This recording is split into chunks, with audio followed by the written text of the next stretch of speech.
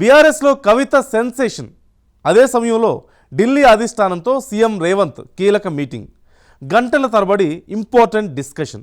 చివరికి cabinet expansion post phone. ఏంటిది అనుకుంటున్నారా? ఇటు తెలంగాణలో అటు ఢిల్లీలో జరుగుతున్న తాజా పరిణామాలను బట్టి రాజకీయ వర్గాల్లో కలుగుతున్న అనుమానాలు.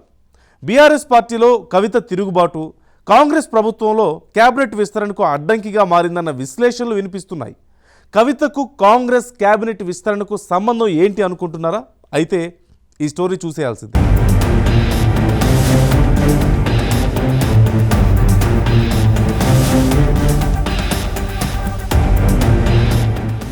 తెలంగాణ రాజకీయాల్లో సంచలనం సృష్టిస్తున్న తాజా పరిణామాలు ఒక్కసారిగా అందరి దృష్టిని ఆకర్షిస్తున్నాయి. కాంగ్రెస్ ప్రభుత్వంలో మంత్రివర్గ విస్తరణ ఎందుకు ఆలస్యమవుతోంది? ఈ ప్రశ్న చాలా మందిలో సస్పెన్స్ ను రేకెత్తిస్తుంది. దీని వెనక కారణాలు తెలిస్తే ఎవరైనా షాక్ అవ్వాల్సిందే అన్నట్లు పరిణామాలుంటున్నాయి.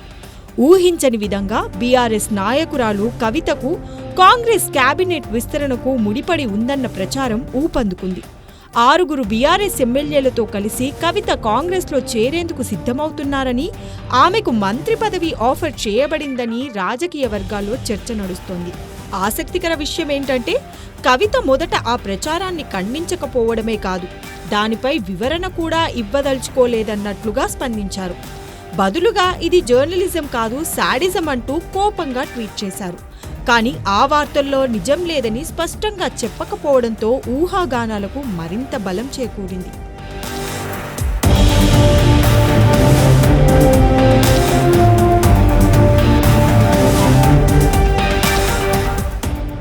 బీఆర్ఎస్లో తనకు ఆశించిన ప్రాధాన్యత లభించడం లేదన్న అసంతృప్తితో కవిత రగిలిపోతున్నారు. పార్టీలో కేటీఆర్, హరీష్ లాంటి నాయకులు ప్రముఖ పాత్రలు పోషిస్తుండగా కవితను రాజకీయంగా పక్కన పెట్టే ప్రయత్నాలు జరుగుతున్నాయన్న ఆరోపణలున్నాయి. కేటీఆర్ సీఎం అయితే హరీష్ కు మంత్రి పదవి దక్కే అవకాశం ఉంది. కానీ కుటుంబ సభ్యురాలిగా కవితకు ఆ అవకాశం దాదాపు లేదు. బీఆర్ఎస్ లో మరో పవర్ సెంటర్ గా ఎదగడం కూడా కష్టంగా మారింది కవితకు. ఈ నేపథ్యంలో కవిత తన రాజకీయ భవిష్యత్తును సురక్షితం చేసుకోవడానికి కాంగ్రెస్ లో చేరాలని భావిస్తున్నారన్న ఊహాగానాలు చక్కర్లు కొడుతున్నాయి.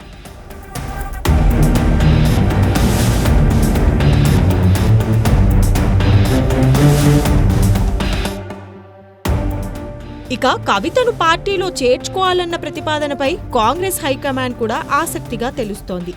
గతంలో బీఆర్ఎస్ పార్టీని కాంగ్రెస్ లో విలీనం చేస్తానని చెప్పి కేసీఆర్ మోసం చేశారన్న ఆగ్రహం కాంగ్రెస్ హైకమాండ్ లో ఇప్పటికీ ఉంది.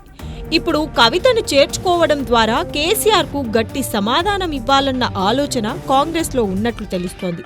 ఇది రాష్ట్రంలో బీఆర్ఎస్ ను బలహీనపరిచే వ్యూహాత్మక చర్య కావచ్చు. కవిత ఇవాళ ప్రెస్ మీట్ లో తాను కాంగ్రెస్ లో చేరేది లేదని చెప్పి క్లారిటీ ఇచ్చినట్లే కనబడుతున్నా ఈ ఊహాగానాలు, రాజకీయ చర్చలు ఇప్పట్లో ఆగేలా కనబడడం లేదు.